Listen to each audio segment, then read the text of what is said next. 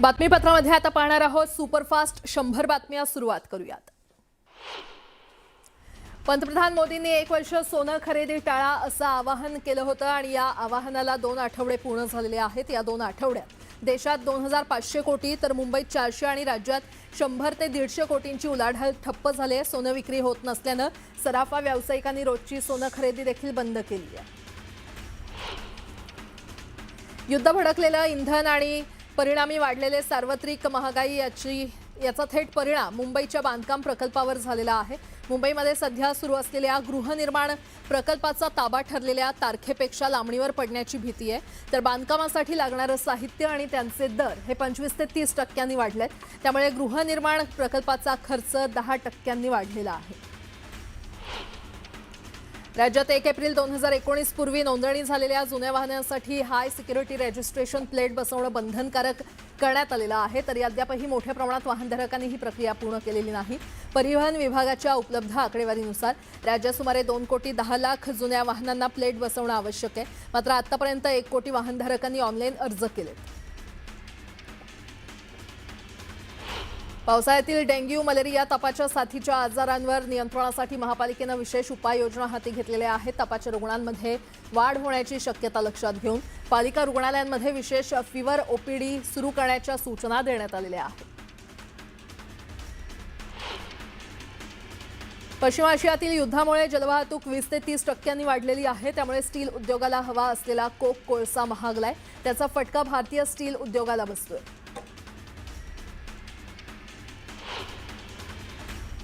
आर्थिक वर्षात 2025-26 मध्ये 5.61 लाख कारची आणि 1.62 लाख अवजड व्यावसायिक वाहनांची विक्री करत महाराष्ट्रानं देशात पहिलं स्थान पटकावलेलं आहे। तर दुचाकी आणि 3 चाकी वाहनांच्या विक्रीमध्ये पहिल्या 3 मध्ये महाराष्ट्र आहे।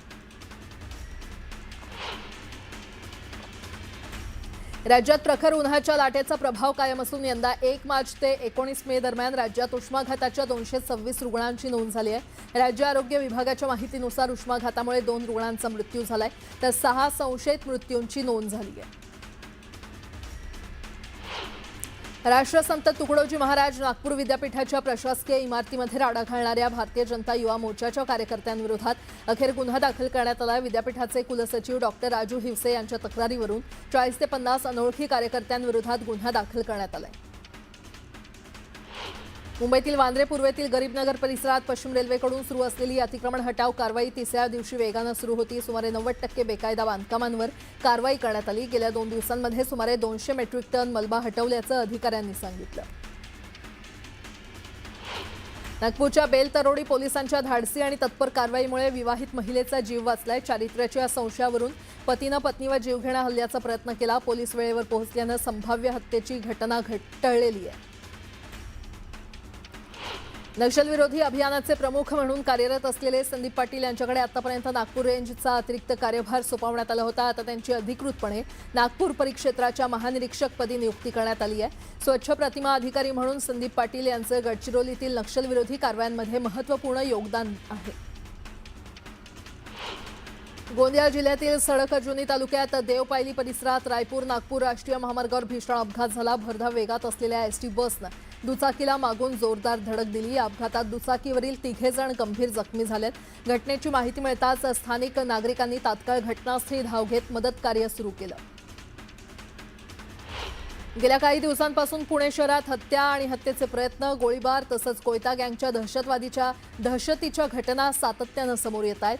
तर या वाढत्या गुन्हेगारीमुळे शहरातील कायदा आणि सुव्यवस्था ढासळल्याचं पाहायला मिळतंय। याच पार्श्वभूमीवर पुणे पोलिसांनी शहरभर विशेष मोहीम राबवत गुरुवारी रात्री अनेक ठिकाणी नाकाबंदी केली। तर शहरातील प्रमुख चौकांमध्ये मोठा पोलीस बंदोबस्त तैनात करण्यात आला होता। मावळमधील विसापूर गड परिसरात दुर्ग भ्रमंती दरम्यान एक प्राचीन भुयाक मावळातील विसापूर गड परिसरात दुर्ग भ्रमंती करत असताना एक कोरीव प्राचीन भुयार निदर्शनास आलं। हे भुयार सुमारे 3 बाय 3 फूट आकाराचं असून जवळपास 50 फूट लांबीचं असल्याचं समोर आलंय। विशेष म्हणजे हे भुयार विविध दिशांना वळण घेत असल्याचं दिसून आलं। या भुयारांचा उपयोग ध्यानधारणेसाठी केला जात असावा असं संशोधनातून समोर येतंय। राज्यमार्ग परिवहन महामंडळाच्या इलेक्ट्रिक बस अर्थात लाल परीसाठी पुलांखालच्या मोकळ्या जागांचा वापर करण्याची योजना राज्य सरकारनं हाती घेतली आहे। मुंबई महानगर प्रदेश विकास प्राधिकरण, महाराष्ट्र राज्य रस्ते विकास महामंडळ आणि सार्वजनिक बांधकाम विभागाच्या अखत्यारीतील पुलांखाली उपलब्ध जागांवर इलेक्ट्रिक बस चार्जिंग स्टेशन उभारण्याबाबत सरकारनं हालचाली सुरू केल्या आहेत। यासाठी संबंधित विभागांना सर्वेक्षण करून अहवाल सादर करण्याचे निर्देश देण्यात आले। 11वी ऑनलाईन प्रवेश प्रक्रियेच्या पहिल्याच फेरीत गुरुवारी सकाळी 11:30 नंतर संकेतस्थळ यंत्रणा ठप्प झाली आहे। त्यामुळे राज्यभरातील विद्यार्थी आणि पालकांना मोठ्या अडचणींचा सामना करावा लागला। विद्यार्थी पालकांना मनस्ताप देणाऱ्या संबंधित कंपनीसोबतचा करारच रद्द करा अशी मागणी आता पालकांनी केली आहे। गोरेगावमधील पत्राचाळ पुनर्विकासाअंतर्गत म्हाडाच्या मुंबई मंडळाला विक्री घटकाअंतर्गत उपलब्ध झालेल्या 4 भूखंडांवर 2343 घरांचं बांधकाम सुरू आहे। तर आता आणखी 2 भूखंडांवर एकूण 1418 घरांची निर्मिती करण्याचा निर्णय मुंबई मंडळानं घेतलाय। त्यानुसार घरांच्या बांधकामासाठी निविदा मागवलेल्या आहेत। भारतीय विमानतळ आर्थिक नियामक प्राधिकरणानं नवी मुंबई आंतरराष्ट्रीय विमानतळावरील देशांतर्गत आंतरराष्ट्रीय मार्गावरील प्रवाशांसाठी 620 आणि 1225 रुपये वापरकर्ता विकास शुल्क निश्चित केलंय। येत्या 1 जूनपासून नवीन शुल्क लागू होणार आहे। मुंबई विमानतळाच्या तुलनेत नवी मुंबई विमानतळावरील शुल्क 3.5 पट अधिक असल्यानं एकूण प्रवास महागणार आहे। मान्सूनची अरबी समुद्रात प्रगती सुरू असून तो सध्या श्रीलंकेत मुक्कामी आहे। केरळमध्ये 26 मे रोजी दाखल होण्याचा अंदाज आहे। तोपर्यंत देशात सर्वत्र उष्ण झळा सुरू राहतील। राज्यातील सायबर गुन्ह्यांच्या तपासात अधिक समन्वय आणि एकसूत्रीपणा आणण्यासाठी महाराष्ट्र शासनानं महत्त्वपूर्ण निर्णय घेतलाय। अप्पर पोलीस महासंचालक महाराष्ट्र राज्य सायबर मुंबई हे कार्यालय आता थेट पोलीस महासंचालक महाराष्ट्र राज्य यांच्या प्रशासकीय नियंत्रणाखाली कार्य करणार आहे। याबाबतचा शासन निर्णय तात्काळ प्रभावानं लागू करण्यात आलाय। पत्नी घरकामासाठी ठेवलेली मोलकरीण नसून स्वयंपाक करणं, साफसफाई करणं किंवा घरातील इतर कामं न करणं वैवाहिक कायद्यानुसार क्रूरता ठरत नाही असं महत्त्वपूर्ण निरीक्षण हायकोर्टानं नोंदवलंय। स्वयंपाक, साफसफाई आणि कपडे धुण्यासारख्या घरगुती कामांमध्ये पतीनं पत्नी इतकाच सहभाग घेतला पाहिजे, कारण त्यानं एका मोलकरणीशी नाही तर अर्धांगिनीशी विवाह केलाय असं महत्त्वपूर्ण निरीक्षण शुक्रवारी सर्वोच्च न्यायालयानं नोंदवलंय। वेगानं विस्तारत असलेल्या ठाणे शहरात उंच निवासी संकुलं, व्यावसायिक इमारती, मॉल्स, मल्टिप्लेक्स, गॅस पाईपलाईनचं जाळं वाढतंय। शहराच्या वाढत्या नागरिकीकरणामुळे अग्निसुरक्षेच्या दृष्टीनं धोके देखील वाढत आहेत। मात्र पालिकेच्या अग्निशमन दलाकडे पुरेसं मनुष्यबळ नसल्याची गंभीर बाब पुन्हा अधोरेखित झाली आहे। 22 लाखांहून अधिक लोकसंख्येच्या शहराची अग्निसुरक्षा केवळ 174 अधिकारी आणि कर्मचाऱ्यांच्या खांद्यावर असल्याचं भीषण वास्तव समोर आलंय। वाढत्या इंधन दरवाढीत प्रवाशांना मोठा दिलासा देण्यासाठी महाराष्ट्र आणि दिल्ली सरकारनं आपला वॅट थेट 60% कमी केलाय। या कपातीमुळे विमान कंपन्यांवरील आर्थिक बोजा कमी होऊन तिकीट दर स्थिर राहण्यास आणि सर्वसामान्यांचा विमान प्रवास स्वस्त होण्यास मोठी मदत होणार आहे। म्युच्युअल फंड गुंतवणुकीचे नियम अधिक सुटसुटीत करण्यासाठी बाजार नियामक संस्था सेबीनं एक महत्त्वाचा प्रस्ताव सादर केलाय। नव्या प्रस्तावानुसार कंपन्यांना आता त्यांच्या कर्मचाऱ्यांच्या वतीनं थेट म्युच्युअल फंडात पैसे भरण्याची परवानगी दिली जाणार आहे। हा प्रस्ताव मंजूर झाल्यास कंपन्या कर्मचाऱ्यांच्या वेतनातून ठराविक रक्कम कपात करून म्युच्युअल फंडमध्ये गुंतवतील। कर्मचारी आणि कंपन्यांमधील या व्यवस्थेमुळे नोकरदार वर्गाला बचतीचा एक सुरक्षित आणि शिस्तबद्ध पर्याय उपलब्ध होणार आहे। मुंबई महापालिका क्षेत्रामधील 20,000 चौरस मीटरपेक्षा अधिक बांधकाम क्षेत्र असलेल्या सोसायट्यांना आता दररोज निर्माण होणाऱ्या कचऱ्याची विल्हेवाट सोसायटीच्या जागेवरच लावावी लागणार आहे। हे शक्य नसल्यास पालिकेकडे कचरा सुपूर्द करावा लागणार आहे। सद्यस्थितीमध्ये 1 टन कचऱ्याच्या विल्हेवाटीसाठी 815 रुपये मोजावे लागतात। त्यानुसार कचऱ्याच्या प्रमाणात सर्व्हिस चार्ज घेतला जाणार असल्याची माहिती अतिरिक्त आयुक्त अश्विनी जोशी यांनी दिली आहे। यासाठी आजपासूनच पुढील 15 दिवसात बल्क वेस्ट जनरेटर सोसायट्यांना पालिकेच्या वेबसाईटवर नोंदणी करावी लागणार आहे। मुंबईत सार्वजनिक ठिकाणी उघड्यावर थुंकणं, कचरा फेकणं, राडारोडा रस्त्यावर टाकून मुंबईत अस्वच्छता पसरवणाऱ्यांवर आता धडक कारवाई सुरू करण्यात येणार आहे। यासाठी क्लीनअप मार्शल नाही तर 350 ज्युनियर सुपरवायझर्सची नियुक्ती केली जाणार असून अस्वच्छता पसरवणाऱ्यांवर नजर ठेवली जाणार आहे। यामध्ये सार्वजनिक ठिकाणी थुंकल्यास 250 रुपये, कचरा टाकल्यास 500 रुपये तर राडारोडा रस्त्यावर फेकल्यास 25,000 दंड आकारण्यात येणार आहे। पाणी टंचाईचे चटके ठाणे शहरात वाढू लागलेले आहेत. त्याचा परिणाम पाणी पुरवठ्यावर होत असून अनेक गृहनिर्माण संस्थांना टँकरचा आधार घ्यावा लागतोय. खासगी टँकर माफिया ज्यादा पैसे उकळत असल्यानं ठाणे महापालिकेनं आता स्वतः दर निश्चित केलेत. ठाणेकरांना एका टँकर मागे 1000 रुपये मोजावे लागणार असून त्यातील पाण्याचा वापर पिण्याव्यतिरिक्त अन्य कोणत्याही कारणासाठी करता येणार नाही. वरळीतील जनआक्रोश मोर्चा संदर्भात धक्कादायक माहिती समोर आली आहे. माहिती अधिकार कार्यकर्ते आनंद भंडारे यांनी केलेल्या आरटीआय अर्जाला उत्तर देताना वरळी पोलिसांनी मोर्चा संदर्भातील अनेक महत्त्वाच्या नोंदी अभिलेखावर उपलब्ध नाहीत असं स्पष्ट केलंय. त्यामुळे या मोर्चाची पोलिसांकडे नोंद होती की नाही असा सवाल उपस्थित होतोय. पंढरपूर शहरातील वाढत्या धुळीच्या समस्येवर उपाय म्हणून नगरपालिकेकडून ठोस पावलं उचलली जात आहेत. पालिकेकडे असलेली शहरातील रस्ते स्वच्छ करणारी मशीन गेल्या अनेक वर्षांपासून बंद आहे.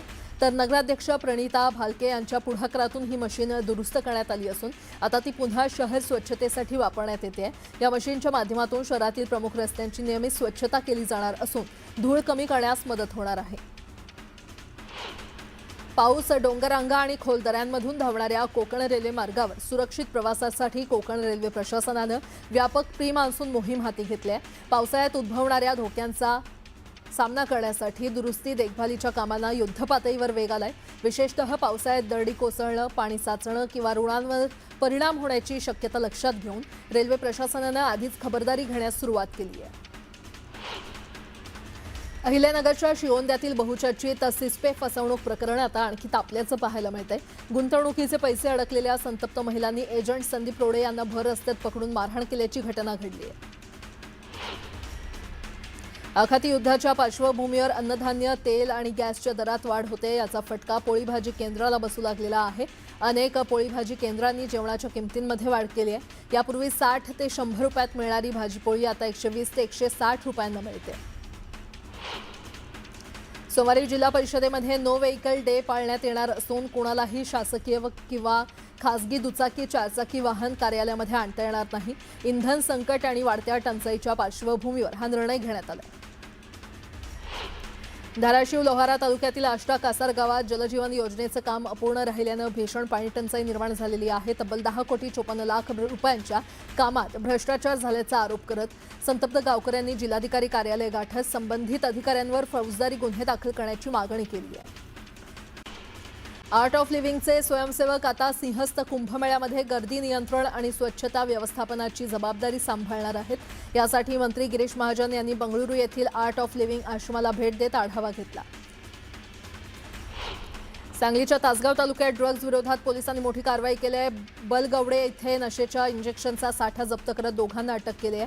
पोलिसांनी छापा टाकून 85 नशेची इंजेक्शन ताब्यात घेतलेली आहेत. या प्रकरणाचा पुढील तपास पोलिसांकडून केला जातोय. छत्रपती संभाजीनगर शहरात आधीच भीषण पाणी टंचाई असताना आता डिझेल टंचाईचा फटका मनपाच्या पाणी पुरवठा करणाऱ्या टँकर्सला बसलाय. शहरात 84 टँकरद्वारे रोज 250 ते 300 फेऱ्या मारल्या जातात. यासाठी रोज 4000 लिटर डिझेलची आवश्यकता असते. मात्र पंपांवर टँकरला मर्यादित डिझेल मिळतंय आणि इंधनासाठी रांगेत तासनतास उभं राहावं लागत असल्यानं नागरिकांपर्यंत पाणी पोहोचण्यास विलंब होतोय. अहिल्यानगर जिल्ह्यातील शेवगाव तालुक्यातील सालव वडगाव या शिवारात सुरू असलेल्या अवैध मावा निर्मिती कारखान्यावर शेवगाव पोलिसांनी धडक कारवाई करत तब्बल 31,38,000 रुपयांचा मुद्देमाल जप्त केलाय. या कारवाईत 2 आरोपींना ताब्यात घेण्यात आलं असून मुख्य मालकांवर गुन्हा दाखल करण्यात आलाय. या घटनेमुळे परिसरात मोठी खळबळ माजली आहे. सांगली जिल्ह्यातील पलूस तालुक्यातील बुर्ली येथील बौद्ध समाजाला गेल्या अनेक वर्षांपासून भेडसावत असलेल्या पिण्याच्या पाण्याच्या प्रश्नावर आरपीआयनं एक अनोखं आंदोलन केलं. समिती पलूस कार्यालयासमोर अंघोळ आंदोलन करण्यात आलं. प्रशासनानं वारंवार निवेदन देऊन देखील पाणी पुरवठ्याचा प्रश्न मार्गी न लावल्यानं संतप्त कार्यकर्ते आणि नागरिकांनी हे आंदोलन केलं. सध्या वाढत्या उन्हाळ्याच्या झळा केवळ माणसांनाच नाही तर वन्य प्राण्यांना देखील मोठ्या प्रमाणात सोसाव्या लागतात. वाशिमवरून पुसदकडे जाणाऱ्या एसटी समोर माकड अचानक उभं ठाकलं. काही प्रवाशांनी माकडाला तहान लागली असावी असा अंदाज व्यक्त करत त्याला पाण्याची बाटली दिली. माकडानं पाणी पिण्यास सुरुवात करताच जंगलातील इतर माकडांची टोळी देखील तिथे जमा झाली. यवतमाळच्या पुसद इथे पोलिसांनी सापळा रचून 54 वर्षीय गांजा तस्कराला रंगेहात अटक केली आहे। ही कारवाई स्थानिक गुन्हे शाखेच्या पथकानं धनकेश्वर मंदिर परिसर असलेल्या पाचपीर बाबा दर्गा परिसरात केली। आरोपींकडून 3 किलो 436 ग्राम गांजा आणि मुद्देमालांचा 68,600 रुपयांचा मुद्देमाल जप्त केलेला आहे।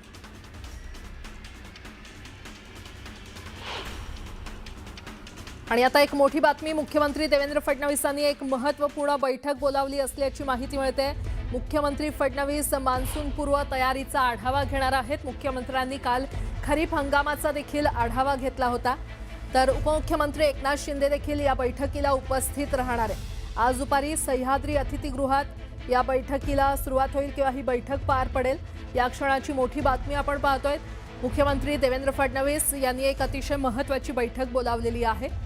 उपमुख्यमंत्री एकनाथ शिंदे देखील या बैठकीसाठी उपस्थित राहणार आहेत। मुख्यमंत्री देवेंद्र फडणवीस हे मान्सून पूर्व तयारीचा आढावा या बैठकीच्या माध्यमातून घेणार आहेत। मुख्यमंत्र्यांनी काल खरीप हंगामाचा देखील आढावा घेतला होता,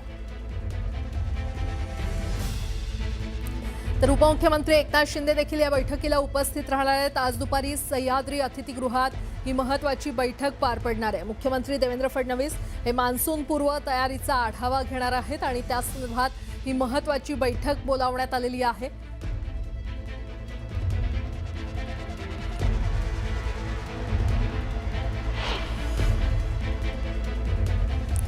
बारामती तालुक्यातील माळेगाव पोलीस स्टेशनच्या हद्दीत गोवंश वाहतूक आणि प्राण्यांचा छळ प्रकरणी मोठी कारवाई करण्यात आलेली आहे। पोलिसांनी 3 आरोपींवर विविध कलमान्वये गुन्हा दाखल करत 12 गायी आणि वासरं ताब्यात घेऊन गोशाळेत पाठवली आहेत। तसंच आरोपींचे पिकअप वाहनही जप्त करण्यात आले।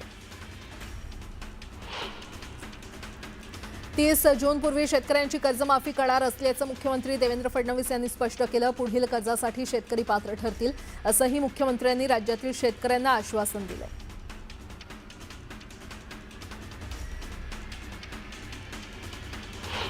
शरद पवार यांच्या राष्ट्रवादीचे प्रवक्ते विकास लवांडेंना अटक करण्यात आली आहे। वारकरी संप्रदायाबाबत वादग्रस्त विधान केल्याप्रकरणी कारवाई करण्यात आली आहे। दरम्यान रोहित पवारांनी पोलीस स्टेशनमध्ये जाऊन पोलिसांसोबत चर्चा केली, तर सुप्रिया सुळेंकडून देखील या अटकेचा निषेध नोंदवण्यात आला। मी कालही नाराज नव्हतो, आजही नाराज नाही, असं स्पष्टीकरण सुनील तटकरे यांनी दिलं। प्रकृतीची विचारपूस करण्यासाठी शरद पवार यांची भेट घेतल्याचं त्यांनी म्हटलं। तटकरे पवारांच्या भेटीनंतर रंगलेल्या राजकीय चर्चांबाबत तटकरे यांनी स्पष्टीकरण दिलं। भाजप महायुतीच्या सरकारला 1.5 वर्ष उलटून गेल्यानंतर आता महायुतीमध्ये महामंडळ वाटपाच्या चर्चेला सुरुवात झाली आहे। पहिल्याच बैठकीत कोणत्या पक्षाला कोणत्या महामंडळाचं अध्यक्षपद आणि संचालकपद हवंय याची यादी तयार करण्याच्या सूचना देण्यात आलेल्या आहेत। भाजप आमदार गोपीचंद पडळकर यांनी शिवसेना उबाठा नेते संजय राऊत यांच्यावर जोरदार टीका केली। अग्रलेखातून फक्त टीकाच केली जाते असा आरोप पडळकरांनी केला, तर विधान परिषद निवडणुकीत जयंत पाटील यांच्या गटातील आणखी नगरसेवक फुटतील असा दावा देखील त्यांनी सांगलीमध्ये केला। छत्रपती संभाजीनगरमध्ये झालेल्या शिवसेनेच्या SIR आढावा बैठकीत भाजपच्या निवडणूक कार्यपद्धतीचं कौतुक करण्यात आलं। राहुल शेवाळे आणि संजय शिरसाट यांनी शिवसैनिकांना भाजपप्रमाणे बूथ स्तरावर सक्रिय होण्याचा सल्ला दिला। भाजप कार्यकर्ते सतत कामात व्यस्त असतात, ते आपल्याला का जमत नाही असा सवालही यावेळी उपस्थित करण्यात आला। संजय शिरसाट यांनी SIR संदर्भात ओवेसींचं कौतुक केलंय। ओवेसींचं कौतुक केल्यानंतर त्यांनी शिवसेनेच्या कार्यकर्त्यांना दम दिला। हैदराबादवरून येऊन ओवेसी इथे कार्यशाळा घेऊ शकतात, मात्र आपले कार्यकर्ते काहीच करत नसल्याचं म्हणत त्यांनी कार्यकर्त्यांना खडेबोल सुनावले।